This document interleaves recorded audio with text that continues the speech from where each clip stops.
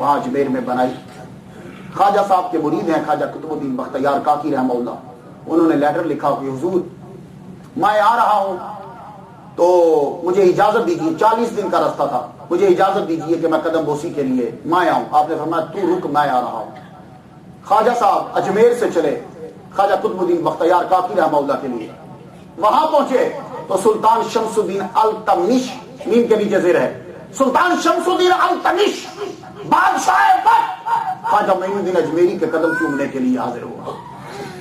ابھی آپ وہی ہیں خواجہ قطب الدین بختیار کاکی، سلطان شمس الدین التمش. ذی الحج شروع ہوئی تو خواجہ عثمان ہرونی رحمہ اللہ کا لیٹر آیا، تم دونوں وہاں رکو، میں آ رہا ہوں. یہ تاریخ میں آپ کے علم میں اضافہ کر رہا ہوں کہ خواجہ عثمان ہرونی رحمہ اللہ خود دلی میں پہنچے. کیا عالم ہوگا، معین الدین چشتی وہاں، قطب الدین بختیار کاکی وہاں، عثمان ہرونی رحمہ اللہ بھی وہاں. سلطان شمس الدین التمش حاضر ہوا، کہنے لگا حضور میں آپ سے فیض لینا چاہتا ہوں. عثمان ہرونی رحمہ اللہ نے فرمایا معین الدین جی حضور، اس کے لیے ایک کتاب لکھو جس میں آیات قرآنی ہوں، جس میں احادیث ہوں، اولیاء کرام کی حکایات ہوں، آثار ہوں، وہ اس کے لیے لکھ دو. خواجہ معین الدین میری چشتی رحمہ اللہ نے لکھا.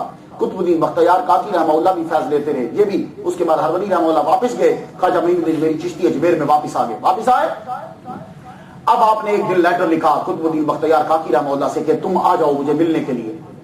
قطب الدین بختیار کاکی رحمہ اللہ ملنے کے لیے آئے. آپ نے فرمایا شیخ علی سنجری سے، اے شیخ علی سنجری خلافت نامہ لکھو. خلافت نامہ لکھا گیا، جیسے ہمارے پیر مرشد نے اشتیاق قریشی صاحب کو لکھ کے دیا، ہم مجھے عطا کیا انہوں نے.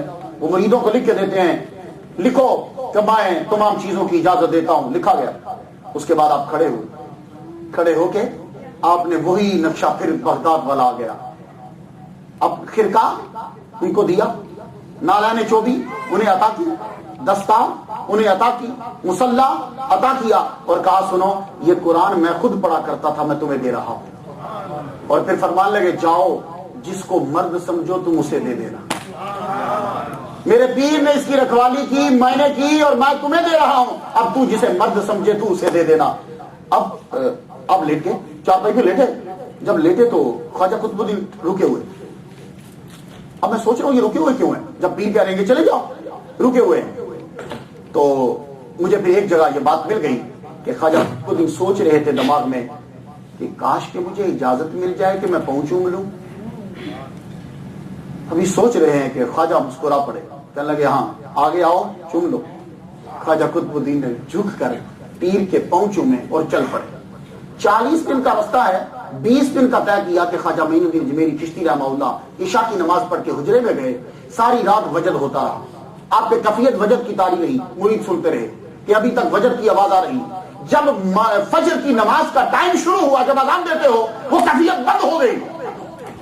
لوگوں نے سمجھا کہ شاید حضور آج باہر نہیں آئیں گے. کافی وقت ہوا تو دروازہ توڑا گیا. اندر گئے تو دیکھا لیٹے ہوئے ہیں، چہرے سے نور کی شعائیں نکل رہی ہیں.